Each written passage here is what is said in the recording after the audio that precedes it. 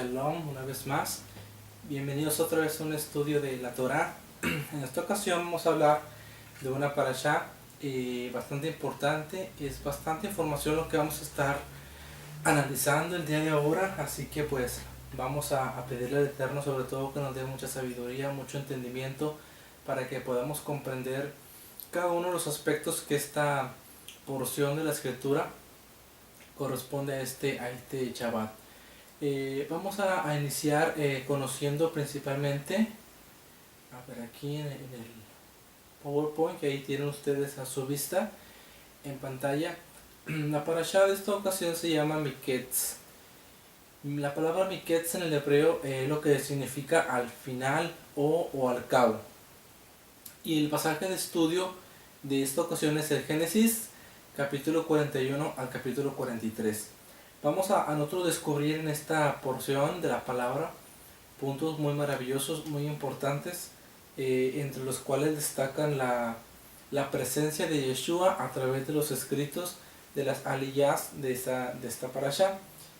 Entonces nosotros vamos a poder ver en este estudio de las escrituras cómo vamos a vislumbrar paralelismos entre el principal personaje de esta porción, que es Yosef. Y vamos a ver nosotros como muchas cosas que le ocurrieron a Yosef están directamente ligadas con lo que le ocurrió a Yeshua también. A simples rasgos aquí vamos a estar viendo, ahí aparecen en la pantalla, los puntos más principales de esta porción, los aspectos históricos, para que nosotros podamos entrar más adelante con lo que es el aspecto profético y el cumplimiento que tenía cada uno de los puntos que vamos a tratar. Para empezar aquí podemos ver nosotros, empezando el estudio, que Faraón tiene dos sueños seguidos. Él sueña principalmente en su primer sueño 7 vacas gordas y luego 7 vacas flacas. Y luego tiene otro sueño que se relaciona con espigas, 7 espigas abundantes y luego 7 espigas delgadas que devoran las primeras. Y también tenemos nosotros aquí el jefe de los coperos, de acuerdo de Yosef. Aquí podemos ver nosotros en ese segundo punto, cuando el jefe de los coperos se acuerda, aquí hay un error, dice cuando el jefe de los coperos se acuerda de Yosef, porque Faraón tiene unos sueños que nadie puede interpretar en Egipto. Entonces el copero se acuerda que cuando estuvo en la cárcel, Yosef le interpretó un sueño, y que ese sueño representaba que el copero iba a vivir y que iba a servirle a Faraón. Entonces el jefe de los coperos le habla a Faraón, se acuerda de Yosef y le dice que hay un varón que tiene el don para interpretar los sueños, y pide que se le traiga la presencia del rey, de Faraón. Entonces Faraón ordenó sacar a Yosef para interpretar el sueño. Y ya nosotros sabemos, conforme ustedes han leído las aliyás entre semana, que Yosef fue puesto sobre todo Egipto para poderlo gobernar y para poder ser señor en la tierra de Misraim. Vemos nosotros también a Yosef administrando los bienes de la casa de Faraón y los bienes de toda la casa de Egipto. Y también vemos en esta parashá que a Yosef le nacen 2 hijos, que es Manasés y Efraín. También vemos también que Yosef alimenta tanto a la casa de Egipto como a todo el mundo, a todas las naciones. Y vemos ya casi en el final de esta parashá que Jacob envía a sus hijos a la tierra de Egipto para que compren alimentos y poder sobrevivir. Pero también miramos también en esta porción de la palabra que Yosef tiene un trato especial y los atiende a sus hermanos como si fueran foráneos y les vende las provisiones necesarias, los alimentos. Pero que todo esto tiene realmente un propósito maravilloso que vamos a estar descubriendo a lo largo de esta parashá. Vamos a tratar de ser un poco más sintetizado el estudio, porque la verdad es que son bastantes datos, es demasiada información, pero yo sé que si nos vamos un poquito rápido vamos a poder entender más el pasaje. Vamos a ver nosotros principalmente iniciar por Génesis 41, 1a, y dice lo siguiente: y aconteció que al final de 2 años, aquí la Torah nos está hablando de los 2 años que pasaron entre los sueños que tuvieron el panadero y el copero hacia el tiempo que tuvo el sueño Faraón. Entonces nosotros podemos entender que en realidad Joseph estuvo 12 años en la cárcel. Y eso es bien importante de entender, porque la Torá no revela nada preciso que haya ocurrido en los primeros 10 años de prisión de Joseph. Pero cuando pasan 10 años es cuando la Torá comienza a narrarnos Miketz Parot. Al final de los 2 años, Faraón tuvo un sueño. O sea, quiere decir que está marcando la Torá una pauta entre los primeros 10 años de prisión y los segundos 2 años de prisión de Joseph, que fue a partir de que reveló el sueño al copero y al panadero. Eso tiene un gran significado espiritual, un gran significado profético. Esto nos alude a que el Mesías ben Yosef quiere decir el Mesías sufriente, tendría que sufrir y morir por las 12 tribus de Israel. Fueron 12 años en la cárcel. Primero, los primeros 10 años están representando las 10 tribus del reino del norte, y luego cuando pasan 2 años más para completar 12, está representando la casa de Judá, que son las 2 tribus del reino del sur. Aquí vamos a encontrar a lo largo de esta parashá más paralelismos entre la personalidad de Joseph y entre la personalidad de Yeshua. O sea, aspectos tan iguales y tan idénticos que nos vamos a quedar sorprendidos de que cómo es posible. Bueno, realmente sabemos que en la Torá cada una de las letras que están ahí no es casualidad ni el resultado de que haya habido un error o que simplemente coincidió porque sí. Realmente todo lo que está ahí tiene un sentido profético y tiene un sentido espiritual. Por eso una ocasión, aquí quiero hacer un paréntesis, una ocasión Yeshua le dijo a los fariseos: si ustedes creyeran realmente en Moisés, en Moshe Rabbeinu, ustedes realmente creyeran en mí, porque de mí escribió Moisés. ¿Cómo es posible? Si nosotros en la Torah aparentemente nunca miramos la expresión que diga Yeshua es el Ben Elohim.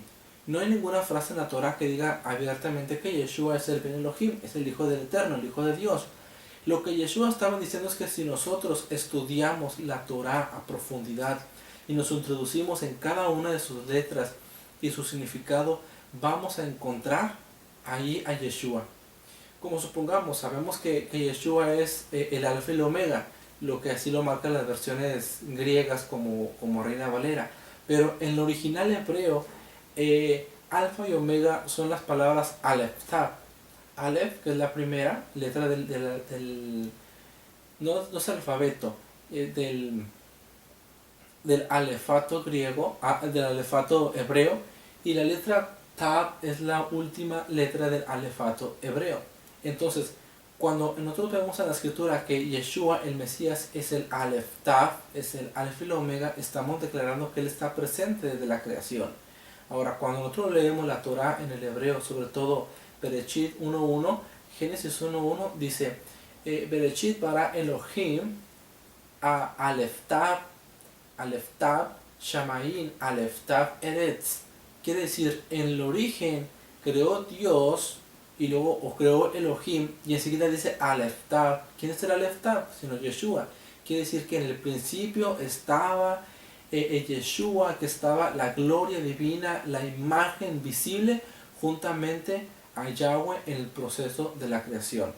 Por eso es que Yeshua decía que si estudiamos realmente a Moisés y si creemos realmente en sus escritos, vamos a encontrar grandes sorpresas, por así decirlo, pero es un gran conocimiento de que Él está ahí en la Torah.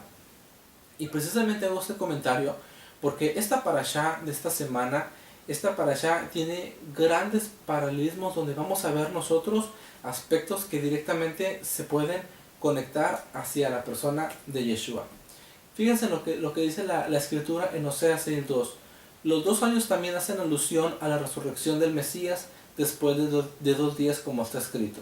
Estos 2 años que Joseph estuvo en prisión, entre los sueños del copero y del panadero, entre los sueños de Faraón, son 2 años proféticos que podemos encontrar en Oseas 6.2, que él dice: nos dará vida después de 2 días, al tercer día nos levantará y viviremos delante de él. Fíjese cómo estos 2 días que avisa o que profetiza el profeta Oseas tienen una gran correlación. Sabemos también que un día para el Eterno pueden representar 1000 años. Y eso también nos está hablando a nosotros de estos 2 días. Nos está hablando acerca de los 2 días en los cuales la casa de Israel se mantuvo prácticamente sin ser una nación establecida, en la cual el pueblo del Eterno estuvo completamente disperso y errante por el mundo. Y eso nos está representando que a partir de 1948 el Estado de Israel fue decretado una vez más una nación, una patria para el pueblo hebreo. Entonces estos dos años que ocurren para el sueño de Faraón nos está hablando acerca no solo de la resurrección de Yeshua también, de que él resucitó de entre los muertos, sino que también nos está hablando acerca de el pueblo de Israel, que sería resucitado después de 2 días, después de 2000 años, entre Yeshua y entre nuestros tiempos actuales. También nos está hablando que así como José fue librado después de 2 años de estar en prisión, así también va a ser la casa de Israel liberada. Hemos estado viendo en estos últimos tiempos, en estos últimos años y en los últimos meses, cómo grandes masas, grandes cantidades de personas han estado escuchando el mensaje de restauración de la casa de Israel, y gente entre las iglesias, entre las denominaciones, ha estado aprendiendo acerca de este conocimiento de la verdad, de esta identidad espiritual y esta identidad como pueblo que se nos había sido quitada por la fuerza de Roma, y que ahora mucha gente está volviendo a sus raíces hebreas.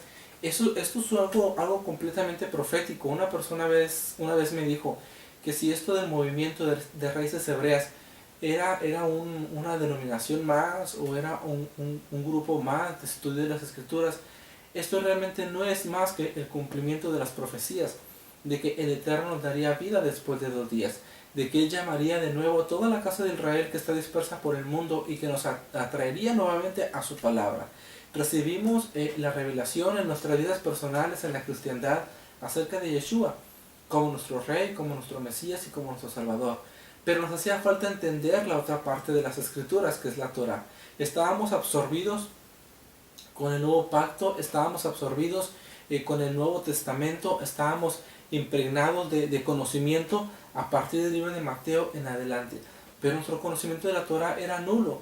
Ahora el Padre ha querido darnos la revelación completa para tener tanto la Torah del Eterno como también la alianza que hemos tenido a través de la persona de Yeshua. Fíjense bien que la expresión al cabo en hebreo es miketz. Dice, al cabo de 2 años nos revela que los sueños de Faraón son completamente proféticos. Cuando dice al cabo de, quiere decir después de, o al final de, al pasar o al terminar de. Quiere decir que estos 2 años que pasaron para que pudiera tener Faraón estos sueños, nos está hablando de un sentido profético hacia el futuro. Nos hacemos la pregunta, ¿qué pasará al final de estos últimos 2000 años que han ocurrido entre Yeshua y entre nosotros? ¿Qué es lo que va a ocurrir en esos últimos tiempos que han sido tiempos de crisis, tiempos de adversidad, tiempos en los que el capitalismo se expande y el comunismo trata de absorber a las naciones? ¿Qué es lo que vamos a nosotros ver en estos últimos periodos en los que el mundo prácticamente está completamente al revés, completamente desorientado, completamente fuera de sí? ¿Qué es lo que nosotros vamos a poder ver al final de estos últimos años? Principalmente lo que vamos a poder va a ser el advenimiento de Yeshua en gloria. Y obviamente que para que esto acontezca aún faltan un sinnúmero de acontecimientos para que se pueda presentar el retorno de Yeshua. Entonces también podemos ver nosotros que la muerte del panadero y la vida del copero a una manera alegórica. Sabemos que para que Faraón tuviera la revelación de los sueños, principalmente vemos nosotros, y lo vimos en la parashá anterior, lo vimos en la parashá anterior, acerca de cuando el panadero tuvo un sueño en el cual estaba representando su muerte y el copero tuvo un sueño que estaba representando su vida.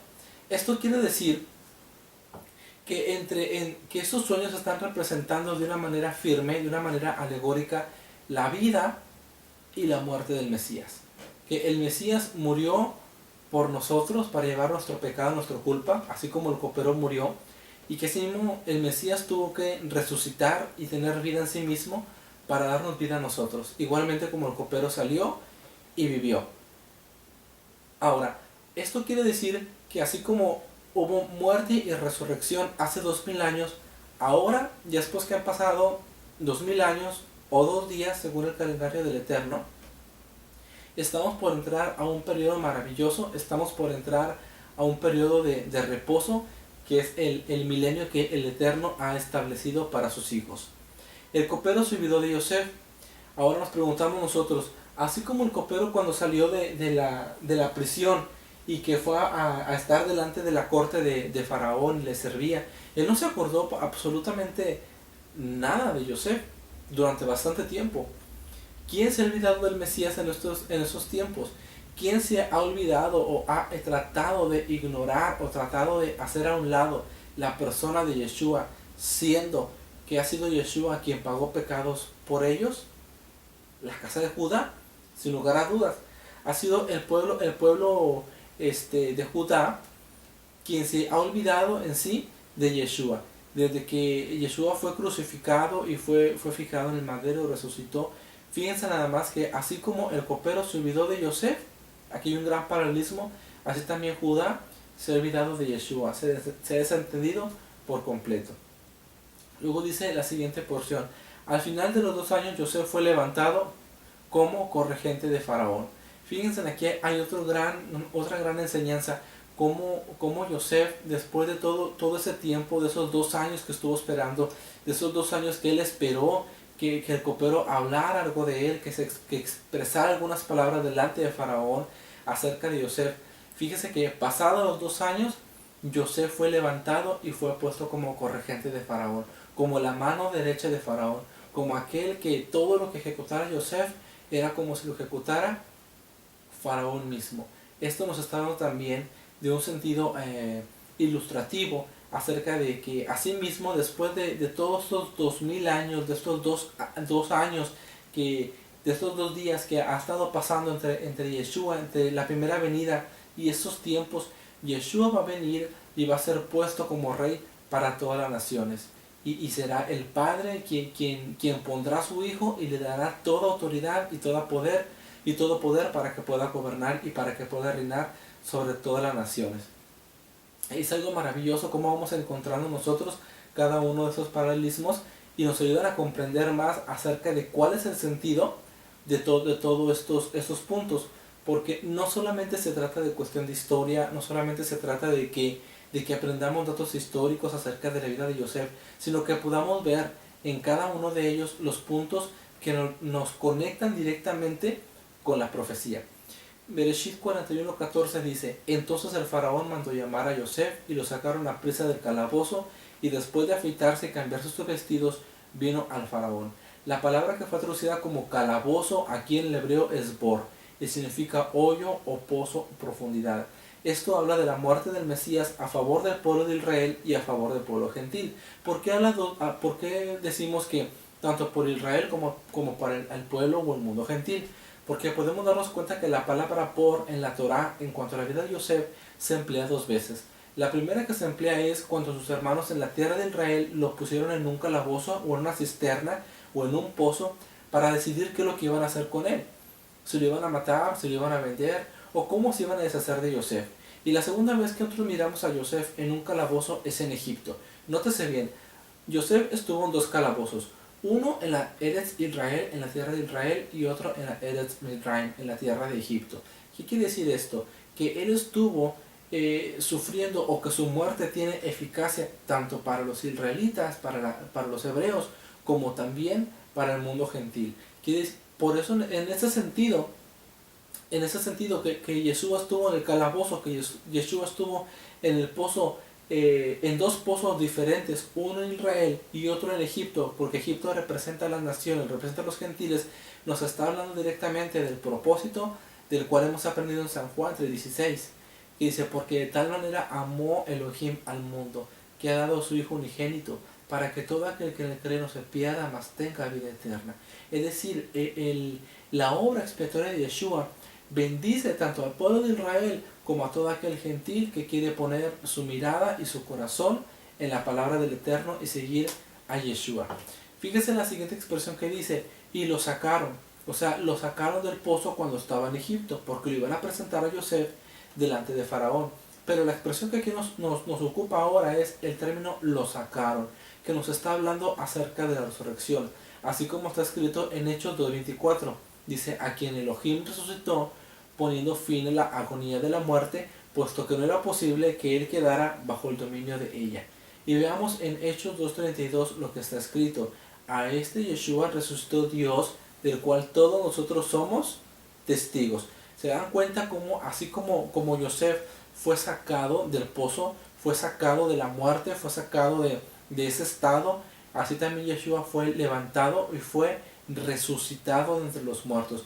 Fíjese que la escritura nunca dice que él se resucitó a sí mismo o que él se levantó por sí mismo. Dice, Dios Elohim resucitó a su hijo Yeshua. Así como Yosef necesitó ser sacado del pozo, Yeshua necesitó ser sacado también del sepulcro. ¿Quién lo sacó? Lo sacó el Abba Eterno, lo sacó el Padre. Entonces todo esto es una cuestión de unción y es una cuestión de autoridad. Cuando nosotros lo leemos en el Bereshit 41:25 lo siguiente. Entonces Yosef dijo a Faraón, los dos sueños de Faraón son uno. Dios ha anunciado al Faraón lo que él va a hacer. Fíjense ustedes, después de haber pasado 12 años en prisión, 12 años en cautiverio, en un pozo, en un calabozo, donde las condiciones tanto climáticas como de vida no son nada alentadoras, nada positivas, no son nada bonitas. Es para que una persona se encuentre depresiva, afligida, pero sin embargo sacan a Yosef, le permiten que se afeite, que se lave su rostro y se presenta ante Faraón. Vemos aquí en Bereshit 41:25 la postura que toma Yosef ante la situación. No estaba cabizbajo, no estaba deprimido, no estaba triste, estaba como alguien que tiene unción y autoridad de parte de Yahweh, como alguien que habla las cosas como son. Él no tuvo miedo ni tuvo titubeos de expresarle al rey la interpretación correcta del misterio del sueño. Él no tuvo ningún temor o no titubeó como a veces nosotros titubeamos ante los problemas. Él se mantuvo firme y habló a Faraón con toda libertad, porque sabía que estaba hablando la verdad, porque tenía unción de parte del Padre, porque tenía autoridad, porque Yosef sabía que él estaba libre de toda culpa y que él estaba en la prisión por algún propósito divino, pero que realmente él no había realizado absolutamente ningún delito. De igual manera, esto es un prototipo acerca de Yeshua. En Mateo 28, 18, 20 en adelante está escrito, y acercándose Yeshua les habló diciendo, toda autoridad me ha sido dada en el cielo y en la tierra. Quiere decir que así como Yosef tenía autoridad para hablar plenamente, con poder, con potestad, asimismo el Hijo del Hombre tiene toda autoridad para hablar y para traer la palabra que ha recibido de parte del Padre Eterno. Y veamos nosotros también aquí otro punto importante, cómo los hermanos de Yosef estuvieron en Egipto buscando sobrevivir 7 años de hambruna. El número 7 lo vamos a encontrar por todos lados en la Torá, por todos lados en los profetas, en los salmos, en el Brit Hadashah, que es el Nuevo Testamento, en la revelación del Apocalipsis. Pero fíjense que aquí hay una conexión maravillosa. Los hermanos de Yosef, que eran israelitas, estuvieron en Egipto, en una tierra ajena. Egipto representa el mundo, Egipto representa a los gentiles. Estaban ellos buscando sobrevivir 7 años de hambruna, de pruebas, de carencia, o mejor traducido, 7 años de tribulación. ¿Qué quiere decir esto? Que así como los hermanos de Yosef estuvieron en Egipto buscando la manera de proveerse para poder sobrevivir, siendo errantes, asimismo este aspecto nos está hablando a una manera escatológica futura de que asimismo el pueblo de Israel va a pasar por un momento difícil, por un momento de prueba en las escrituras por 7 años, que es el periodo de la gran tribulación, y que los profetas lo llaman como el día de aflicción de Jacob. Entonces aquí estamos viendo una vez más otro gran punto para analizar, que así como ellos estuvieron en Egipto 7 años buscando la manera de sobrevivir, de ganarse el pan, de luchar cada día frente a las pruebas, las adversidades en medio de gentiles, así el pueblo de Israel va a tener una lucha muy fuerte durante el periodo de lo que conocemos en las escrituras como la tribulación. Vamos a Génesis 41, verso 38, y dice: entonces Faraón dijo a sus siervos: ¿podemos hallar un hombre como este en quien esté el Espíritu de Dios? En el hebreo dice: en quien esté el Ruach a Elohim, el Espíritu del Eterno, el Espíritu del Altísimo. El Espíritu de Dios siempre ha de estar sobre el ungido Ben Yosef. Siempre ha de estar sobre el Mesías sufriente. Así lo dice Isaías 11:1-2, dice: y reposará sobre él el Espíritu del Eterno, Espíritu de sabiduría y de inteligencia, Espíritu de consejo y de poder, Espíritu de conocimiento y de temor del Eterno. Quiere decir que Faraón estaba reconociendo que solamente sobre la vida de Yosef reposaba en ese momento el Espíritu de Dios, de tal manera que podía resolver un enigma tan grande como era su sueño. Asimismo, quien posee el Espíritu de Dios y ha derramado bendiciones a nuestras vidas es Yeshua, en el cual está el Espíritu del Eterno, en el cual mora y Él habita en medio de nosotros. Ahora, fíjense en lo que dice Génesis 41:40, lo que Faraón le dice a Yosef: tú estarás sobre mi casa y todo mi pueblo obedecerá tus órdenes, solamente en el trono yo seré mayor que tú. Ya encontraron aquí la asimilación profética. ¿Quién le dijo a su hijo: siéntate a la diestra de mi trono hasta que ponga a tus enemigos por estrado de tus pies? ¿Quién pudo decir estas palabras y a quién? Sin lugar a dudas, este fue el Abacadosh, Yahweh, que habló con su hijo y lo puso a su derecha hasta que todas las naciones se sujeten por completo a la autoridad de Yeshua. Y eso lo vemos en 1 Corintios 15, 27 y 28, que está escrito: porque Dios ha puesto todo en sujeción bajo sus pies, hablando de los pies de Yeshua. Pero cuando dice que todas las cosas le están sujetas, es evidente que se exceptúa aquel que ha sometido a él todas las cosas.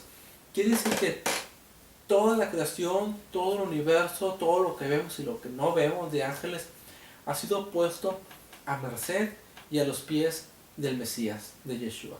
¿Quién le dio esa autoridad? ¿Quién le dio este permiso? Está ordenado y demandado de parte del mismo Eterno, porque Él es el quien ha puesto todas las cosas bajo sus pies. Pero claramente se nos dice que cuando dice que todo está sujeto a sus pies, se está exceptuando aquel que le ha sometido todas las cosas. Es decir, el Padre no se sujeta a su Hijo. Al contrario, nosotros vamos a ver que al final de todas las cosas, Yeshua es quien se sujetará por completo al Abba eterno. Pero pues esto ya sería un punto a tratar en un estudio completamente diferente. Ahora, también hay algo muy importante que Faraón le dice a Yosef: todo mi pueblo obedecerá a tus órdenes. La ira del Eterno permanece sobre aquel que no obedece al Mesías Yeshua. Fíjense que así como Faraón ordenaba que castigaran a aquellos que se levantaran en contra de Yosef, asimismo el Padre Eterno ha dado toda autoridad a su Hijo, porque dice la Escritura que todo juicio fue entregado al Hijo de Dios.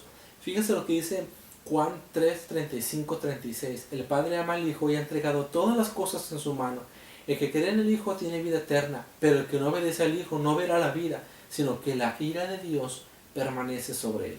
¿Se dan cuenta cómo aquí entre Faraón y Yosef, todo lo que Faraón le entrega a Yosef, esa autoridad, ese poder para gobernar, esa capacidad para gobernar sobre la casa de Egipto, tiene un gran paralelismo también, como el Padre le ha entregado todas las cosas en mano a nuestro amado Yeshua. Vemos en el 41-43 lo siguiente: lo hizo montar en su segundo carro y proclamaron delante de él Abreg, y lo puso sobre toda la tierra de Mitzrayim, de Egipto.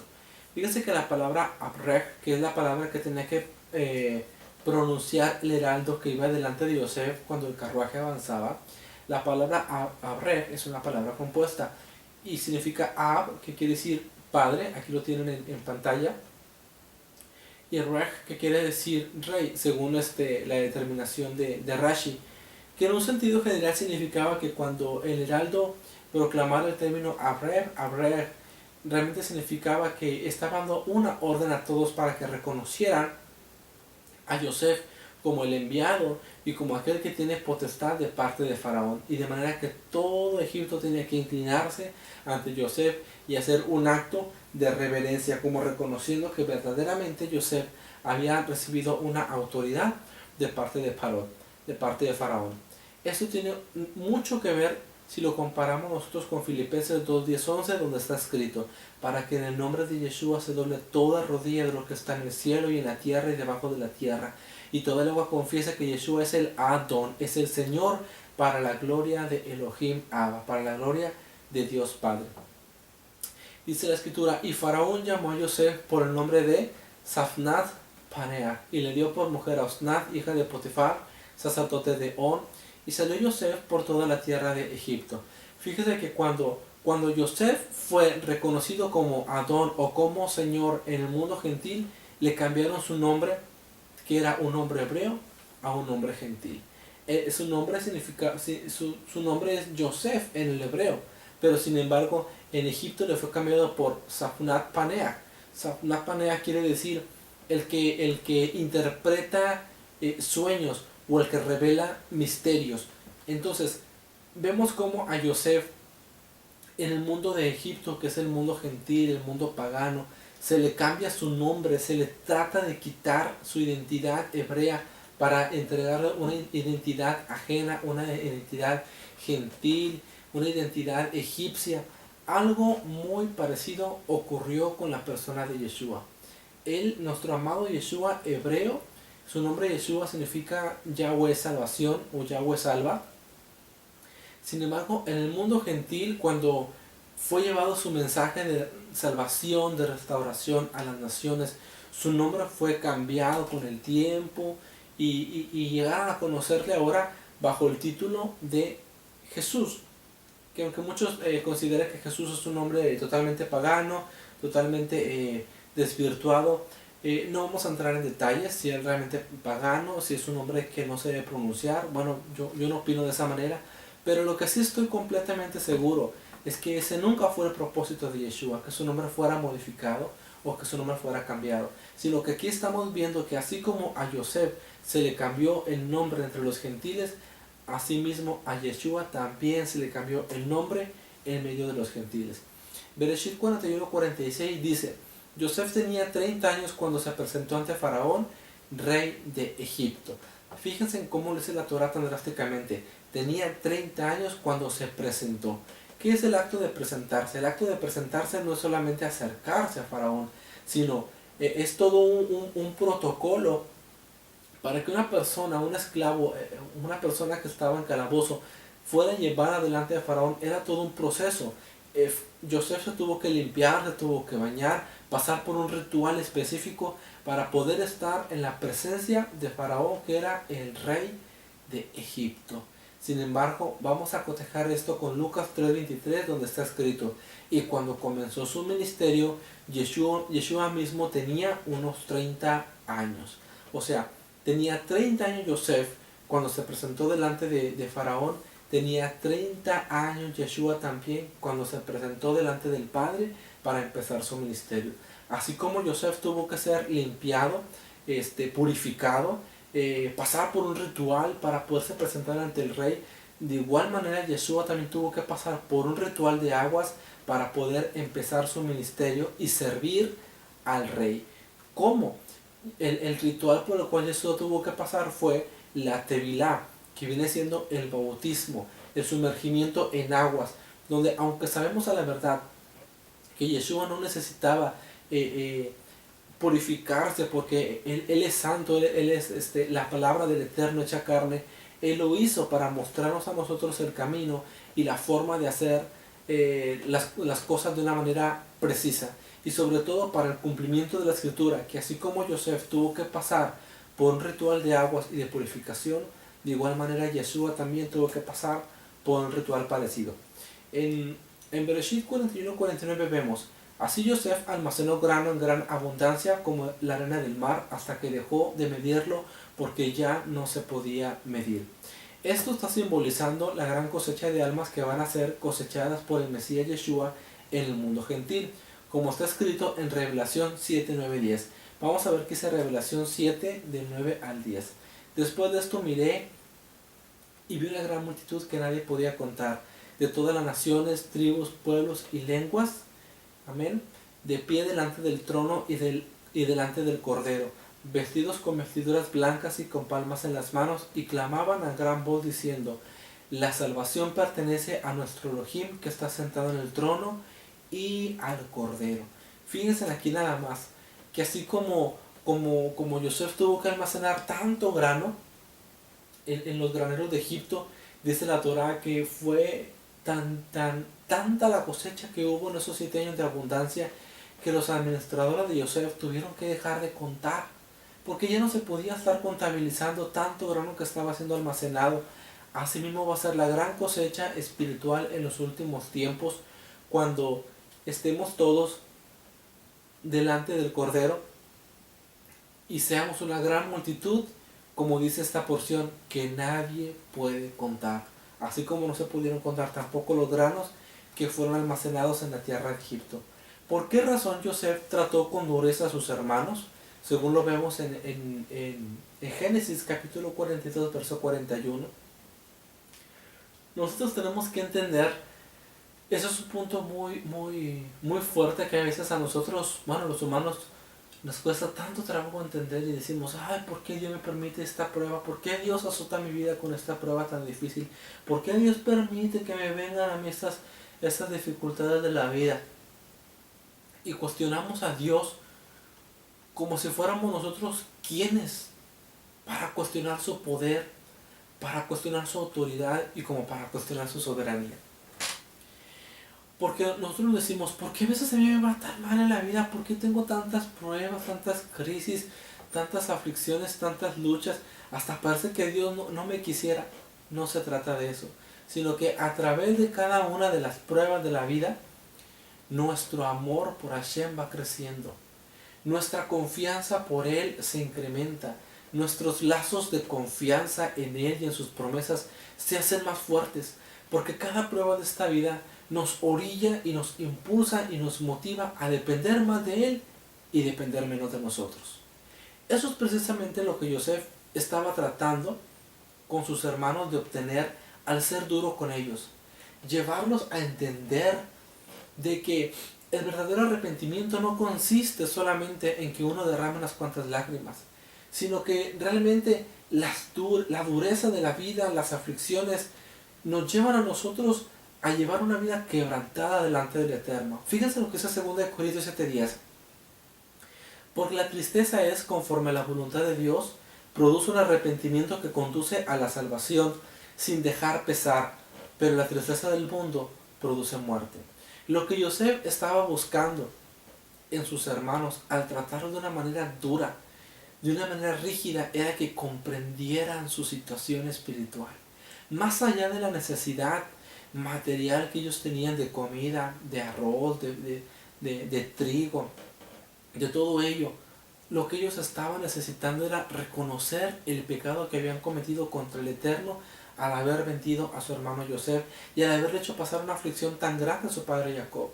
Yosef estaba orillando a sus hermanos a un momento en el cual ellos se confrontarían con ellos mismos y con su pecado, y llegara una teshuvá desde su corazón, subiera una teshuvá, un arrepentimiento desde lo más profundo de sus almas. Eso es lo que pasa muchas veces en nosotros.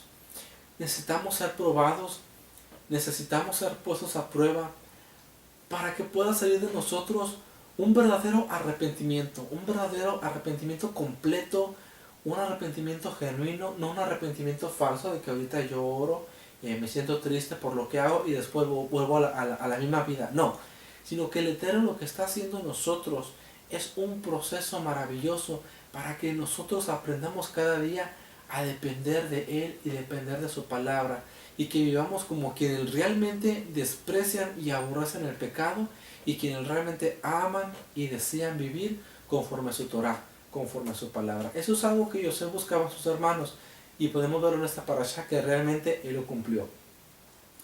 Y vemos también en esta porción cómo el alma de Yosef se angustió tanto por sus hermanos, se afligió tanto por ellos al verlos que ellos sufrían y que ellos estaban en un proceso de transición, porque ellos tenían la mirada en lo material. Ellos buscaban alimento para él y para su padre Jacob. Pero ellos estaban pasando por un proceso de transición de tener una mirada materialista a tener una mirada espiritual, de tener un objetivo material en este mundo a tener un objetivo celestial y espiritual. Y cuando José miró todo esto por lo que pasaban sus hermanos, esta dura transición, él tuvo un gran sentimiento, una gran angustia en su corazón. Y esto también lo podemos relacionar directamente con el Mesías en Isaías 53:11, donde está escrito: debido a la angustia de su alma, él lo verá y quedará satisfecho. Por su conocimiento, el justo, mi siervo, justificará a muchos y cargará las iniquidades de ellos.